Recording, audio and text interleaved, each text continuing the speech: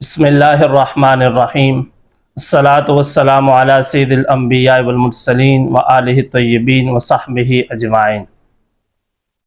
ناظرین، آج کی گفتگو میں آپ کے سامنے ذکر کروں گا خلیفۃ المسلمین خلیفہ سوم سیدنا عثمان بن عفان رضی اللہ تعالیٰ عنہ کی زندگی اسلام سے قبل اور اسلام کے بعد کیسی تھی۔ حضرت عثمان رضی اللہ تعالیٰ عنہ کے بچپن کے حالات اور آپ کے والد کے حالات زندگی پر گمنامی کا پردہ پڑا ہوا ہے۔ بعثت نبوی صلی اللہ علیہ وسلم سے پہلے آپ کے والد فوت ہو چکے تھے۔ چچا حکم بن عاص خاندان کے سربراہ تھے۔ حضرت عثمان رضی اللہ تعالیٰ عنہ مکہ کے ان چند افراد میں سے تھے جو ظہور اسلام سے پہلے لکھنا پڑھنا جانتے تھے۔ آپ سلیم الفطرت، صالح، پرہیزگار، خوش خلق، منکسر المزاج، نرم خو، متین، باحیا، دیانتدار اور خوش معاملہ نوجوانوں کی حیثیت سے ممتاز اور نمایاں تھے۔ مکی معاشرے میں رائج برائیوں سے اپنے دامن کو کبھی آلودہ نہیں ہونے دیا۔ زمانہ جاہلیت میں بھی شراب، زنا، جوا، قتل و غارت گری، جھوٹ، بددیانتی، بدعہدی وغیرہ سے مجتنب رہے۔ جوان ہو کر تجارت شروع کی جو زیادہ تر غلے کی تھی۔ اس سلسلے میں روم و ایران کے دور دراز دیار و امصار کے اسفار کیے۔ اپنی کاروباری سوجھ بوجھ، امانت و دیانت اور عمدہ اصول اخلاق کی بنا پر تجارت میں بڑی ترقی کی۔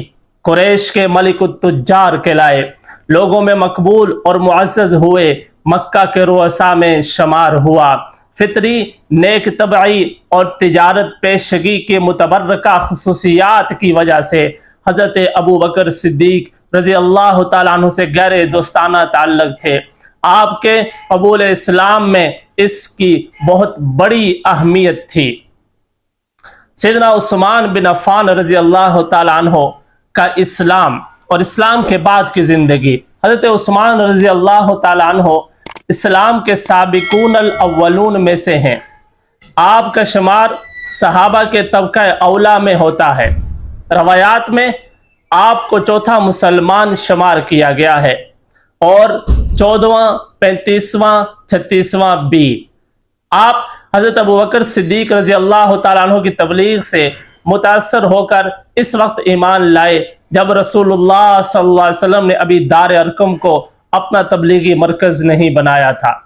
آپ حضرت طلحہ بن عبید اللہ اور حضرت زبیر بن عوام ایک ہی دن اسلام لائے۔ قبول اسلام کے وقت آپ کی عمر 34 سال تھی۔ حضرت عثمان کے والد عفان فوت ہو چکے تھے۔ آپ کے چچا حکم بن عاص خاندان کا سربراہ تھا۔ اس نے آپ کو رسیوں سے جکڑ کر باندھ کر سخت پٹائی کی، ہر طرح کی سخت ایذائیں پہنچائی اور اسلام ترک کرنے پر زور دیا۔ لیکن آپ نے کہا، بے شک مجھے مار ڈالو لیکن اسلام دل سے نہیں نکل سکتا۔ میں کسی صورت میں بھی محمد الرسول اللہ صلی اللہ علیہ وسلم کو نہیں چھوڑ سکتا۔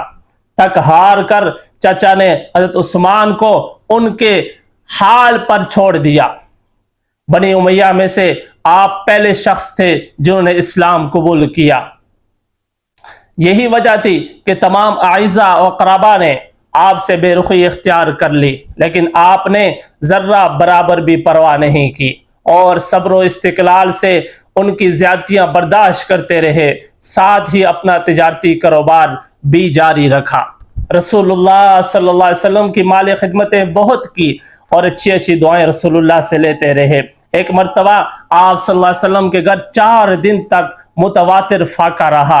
آپ کو اس کی خبر ملی تو حضرت عثمان نے آپ صلی اللہ علیہ وسلم اور ان کے اہل خانہ کے لیے کئی بوریاں آٹے کی، گیہوں اور چھہارے اور اس طرح گوشت اور کئی درہم بھجوائے، اور اس خیال سے کہ کھانا پکنے میں تاخیر ہو جائے گی، پکا پکایا کھانا بھی حضور کے گھر والوں کے لیے بھجوایا۔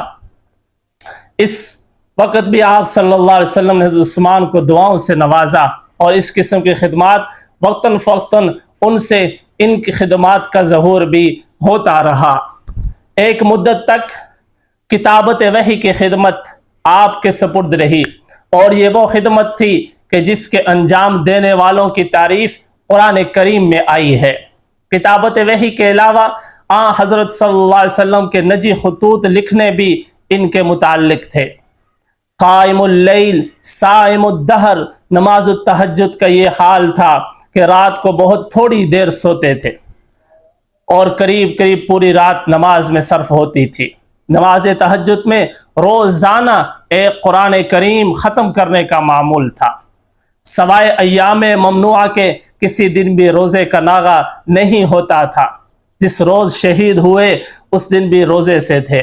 صدقہ دینے اور خیرات کرنے میں گویا تیز آندھی کی مانند تھے۔ ہر جمعے کو ایک غلام آزاد کرتے، اگر کسی جمعے کو غلام نہ ملتا تو پھر دوسرے جمعے کو آزاد کرتے۔ ایک مرتبہ حضرت ابوبکر صدیق کے زمانے میں سخت قحط پڑا، لوگ بہت پریشان تھے۔ ایک دن حضرت ابوبکر صدیق رضی اللہ تعالیٰ عنہ نے فرمایا، آج شام تک اللہ تعالیٰ تمہاری پریشانی دور کر دے گا۔ چنانچہ حضرت عثمان رضی اللہ تعالیٰ عنہ کے یہاں باہر سے 1000 اونٹ غلے کے آئے۔ مدینے کے تاجر حضرت عثمان کے پاس خریداری کے لیے پہنچے۔ حضرت عثمان نے پوچھا کہ ملک شام کی خرید پر تم کس قدر نفع دو گے؟ تاجروں نے کہا کہ 10 روپے پر 12 روپے۔ حضرت عثمان نے کہا مجھے اس سے زیادہ مل رہا ہے۔ تاجروں نے کہا کہ پھر 10 روپے پر 15 روپے۔ حضرت عثمان نے